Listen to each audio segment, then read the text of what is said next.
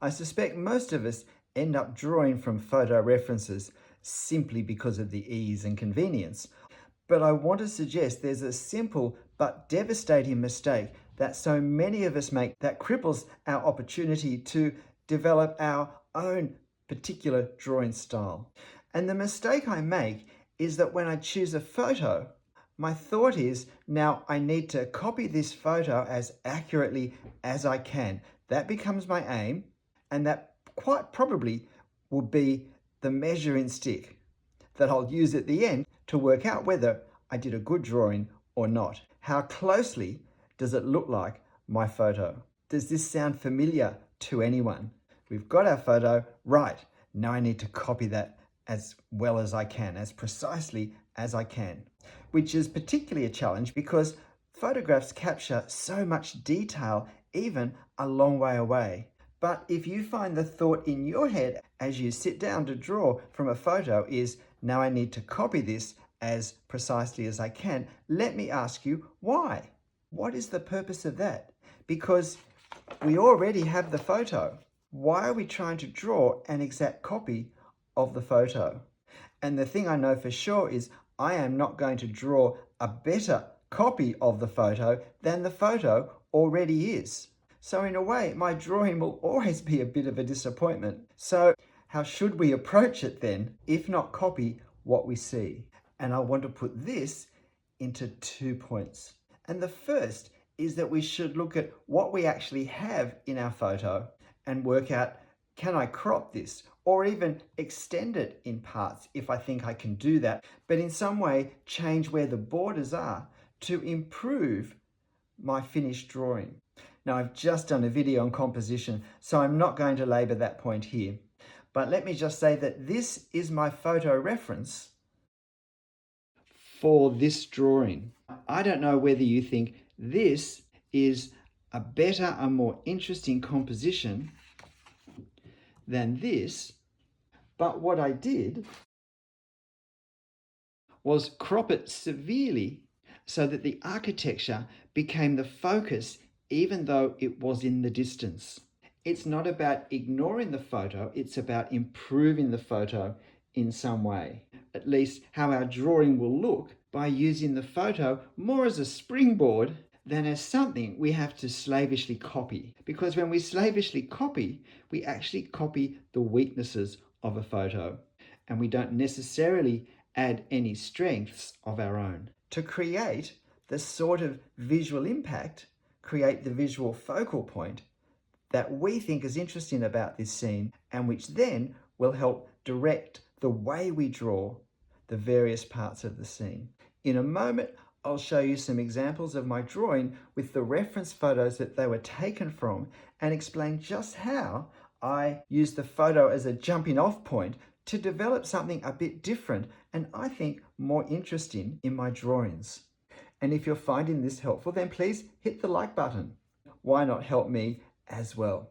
But secondly, besides just cropping what we actually can see, and this second point is less obvious and a bit harder sometimes to understand, but it's to do with what I'm looking for in the objects that I'm drawing.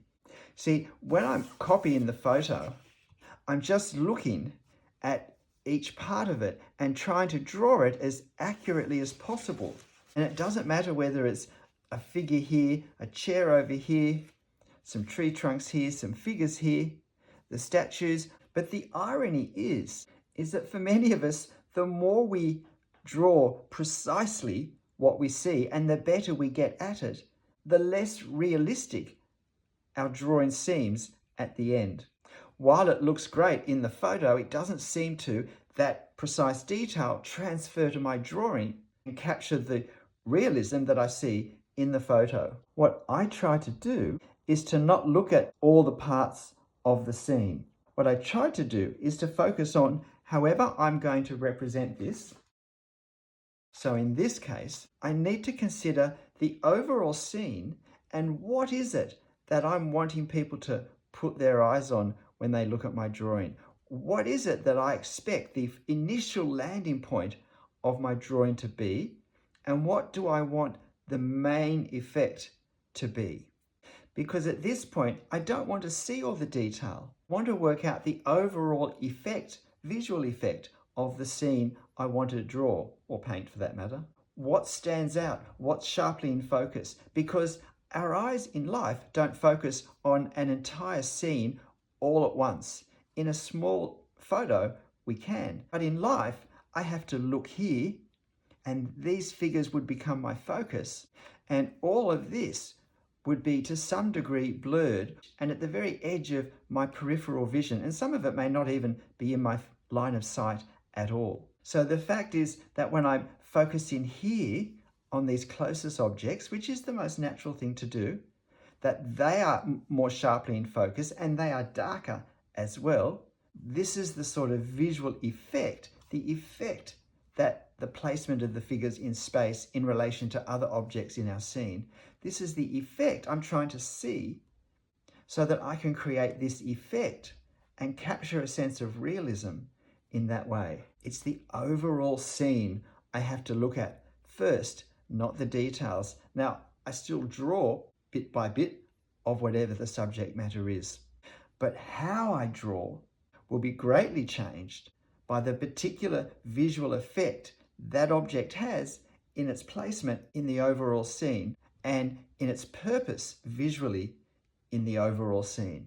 Is it the star of the show, or is it a support act to the side? And this is why when we draw all the detail right to the edge, our drawing looks unrealistic, because in life we do not see it that way. When I drew this, I wanted these figures to have the darkness that showed they were closer and that would grab the eye. The silhouette outline is a powerful attention-grabbing device. And I wanted a feeling of tall trees creating this grand avenue matching the grand architecture.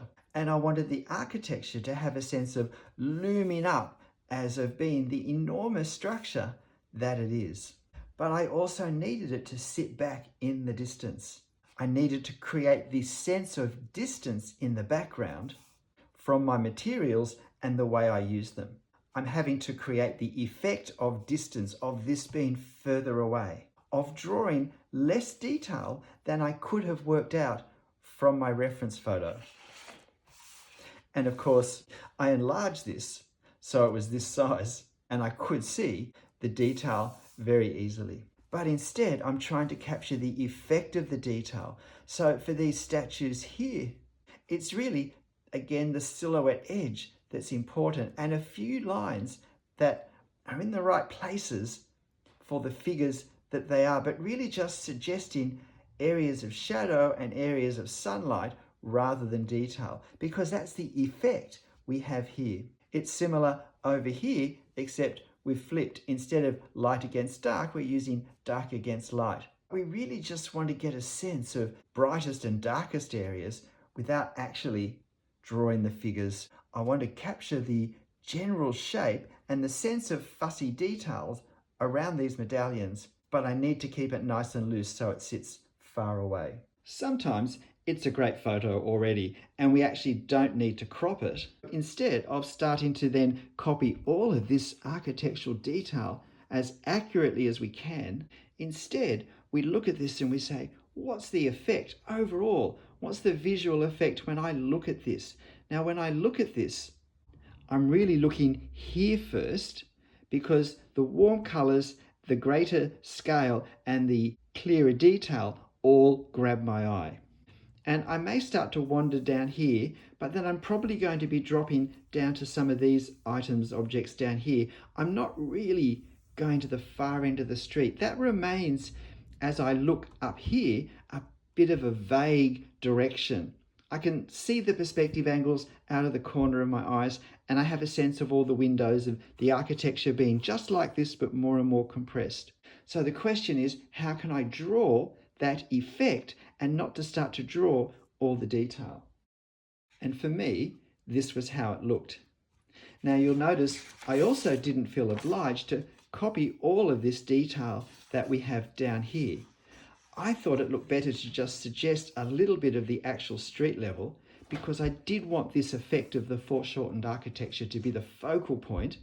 I could create a focal point that the composition doesn't necessarily give. And I thought by having this wedge shape, it accentuated the perspective angles nicely.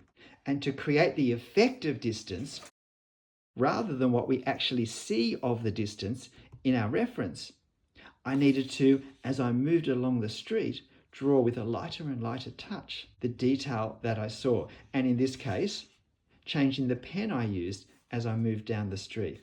Instead of simply changing the thickness, I could have changed the colour of the ink as well, moving perhaps from a charcoal grey to a lighter and lighter grey as well, as part of my artistic device to capture the effect more accurately. But the thing I had to do was to still capture the sense of how many buildings there were. I didn't want to get rid of 3 or 4 of these buildings and just spread the other buildings further down the street, because then I wouldn't get the sense of the movement into the distance that we have here. This is in many ways a lousy photo, not because the subject isn't framed nicely or the composition is awkward, but simply from the lighting. But of course, when I stood on the dome of St. Paul's Cathedral, I had no choice where the sun was.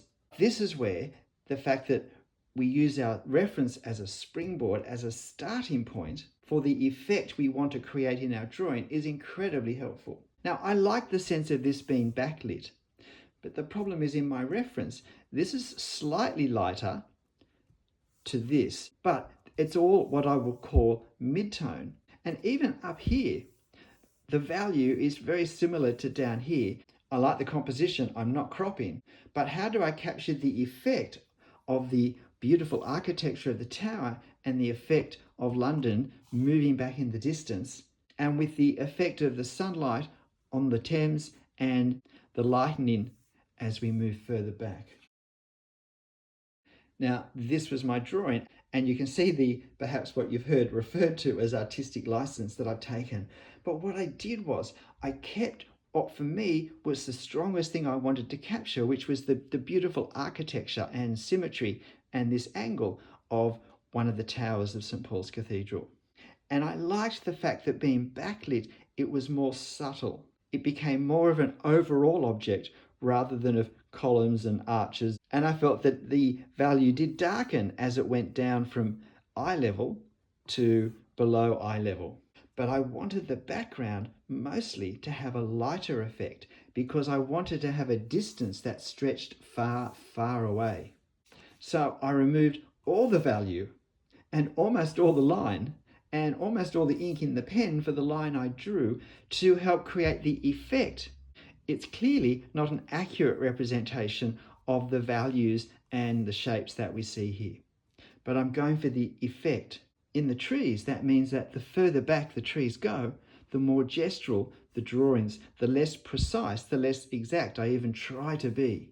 But even in these closest ones, I'm drawing the effect of the shadows and the light on the foliage. I'm not trying to draw any parts of the tree individually.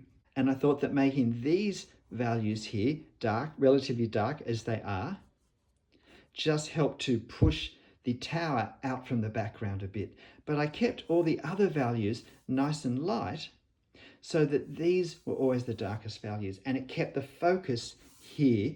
And yet, as we look at this, in our peripheral vision, if you like, we see London stretching backwards. And we've drawn it to accentuate that visual effect that we have in our photo, but which, if we tried to draw it precisely, I think would have resulted in a very overloaded, less than realistic visual impact than doing it this way. Another scene in front of the National Gallery of London where drawing the detail, drawing all that the photo has for us, would in the first place be very difficult, but secondly, not create the effect that we see in life. And in life, we're really seeing these closest, brightest lit, sharpest detail sections of the National Gallery first, and then we have a sense of the street moving away and of the crowds around, and some of the crowds close to what we're seeing, but other parts of the crowd moving further and further away. We're not really seeing individual people up here. We're seeing the effect of a lot of people. So how do we draw the effect of this and not get bogged down in the detail. So this was my freehand sketch. So my closest figure is turned towards me, and we can even make out some suggestion of eyes and a nose. Most of my other figures are very conveniently facing the other direction. But what I've done is I've drawn enough detail to suggest very clearly what these marks represent. But as we move further back, the marks become looser and looser and more suggestive, which is what happens as the crowd moves back visually for us. We stop actually seeing all the detail that's here. But if when I draw, I'm examining my photo as I go around it, just drawing bit by bit what I see, I'm going to be tempted to put far more emphasis, far more detail, because I can see it and I feel that that's been faithful to the photo, instead of saying, when I'm looking at the main part of the drawing, what's the visual effect of this? And the visual effect is that it's off to the side and we know it's there and we have a sense of what it is, but the further back we go, the more it becomes almost a pattern. And that's what I tried to create marks to capture the effect, just as I did with the architecture. I tried to capture the fact that this closer architecture we see more clearly, more boldly, more strongly, in more detail. As it moves along, we only see the main details, and as we go much further along, the effect is much lighter. But because this building is closer than these ones, I've drawn it with a stronger visual sense to help bring it forward a little bit. Sometimes our reference photo can actually be a lousy photo, but by using our photo apps, we can manipulate the light, the contrast, the exposure, the shadows, the highlights. We can juggle all the available options we have and work out what's giving me the option which is the most interesting, that for me captures something worth the effort of my drawing it, something that we don't actually have in our reference. I overexposed this to get a reference photo so that I could see the detail more clearly, and yet I wanted overall to still capture the sense of darkness and of light coming through the windows. This was the one chandelier in the church that wasn't switched on, and if I were drawing this again, I would certainly, in my drawing, turn the chandelier on.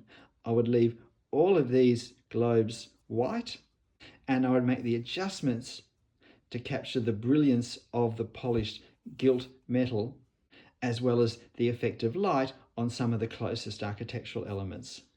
I can increase the effect of light or I can tone it down, whatever I think will enhance what I'm trying to bring out in the scene, the visual effect of this that I'm trying to capture. And I manipulate my drawing to that end. G'day, I'm Stephen Travers. Look, I really think this video captures, perhaps more than any other, the creative thought processes that go on in my head as I start and progress a drawing. The information in this video has been fundamental for my drawing development. I hope that it's at the very least interesting to you, but more than that, helpful in your own journey of creative thinking and of translating references into drawings. But look, whatever you thought of the video, and wherever you're at and however you're progressing your drawing, make sure you have fun. I'll see you next time. Bye.